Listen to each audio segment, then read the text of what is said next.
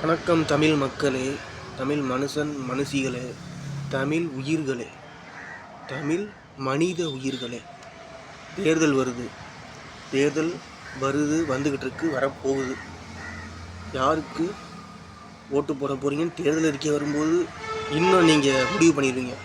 சிந்திப்பீங்க, யோசிப்பீங்க, நைட்டு சிந்திப்பீங்க, காலைல சிந்திப்பீங்க, ஒன்றா உங்கள் குடும்பமாக சேர்ந்து சிந்திப்பீங்க,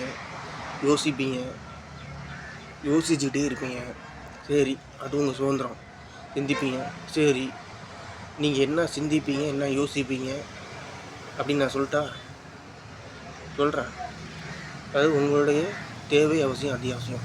நீங்கள் அப்பாவிகள் தான். ஓட்டு போடுற மனுஷையும் அப்பாவிகள் தான். உண்மைதான், அப்பாவிகள் தான். நீங்கள் அப்பாவிகள் தான். நீங்கள் எந்த பாவத்தையும் அவ்வளோ செய்யலை. நீங்கள் உழைச்சி தான் வாழ்கிறீங்க. உண்மைதான். ஆனால் உங்கள் வீட்டுக்கு வெளியே தமிழ்நாடு இருக்குது. தமிழ்நாடுக்குள்ளே வீடு இருக்குது. உங்களுக்கு தரமான ரோடு வேணும், தரமான தண்ணி வேணும்.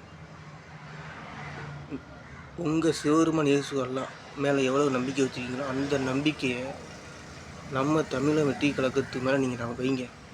நல்ல எண்ணம் தான் கடவுள். உண்மையிலே கடவுள். கொஞ்சம் யோசிச்சு பாருங்கள், சிந்திங்க.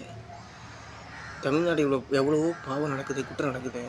ஏன் சாமியெல்லாம் வரல? இருந்தால் தானே வருதுன்னு நான் சொல்ல மாட்டேன். சாமி இருக்குது. நல்ல எண்ணம் தான் கடவுள், நல்ல செயல் தான் கடவுள். அந்த நல்ல எண்ணம், நல்ல செயல் தான் தமிழக வெற்றி கழகம். ஆக நம்ம தமிழக வெற்றி கழகத்துக்கு வாக்கு செலுத்துங்கள், வாக்கு செலுத்துங்கள், வாக்கு செலுத்துங்கள். 5 வருஷத்தை நம்ம தமிழக வெற்றி கழகத்திட்ட தமிழ்கிட்ட ஒப்படைங்க, நம்பிக்கையோடு ஒப்படைங்க. வேறு ஒன்றும் அவர் உங்கள்கிட்ட கேட்கல.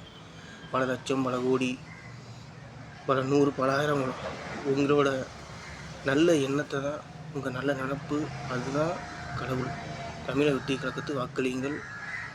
நல்லா இருப்போம்.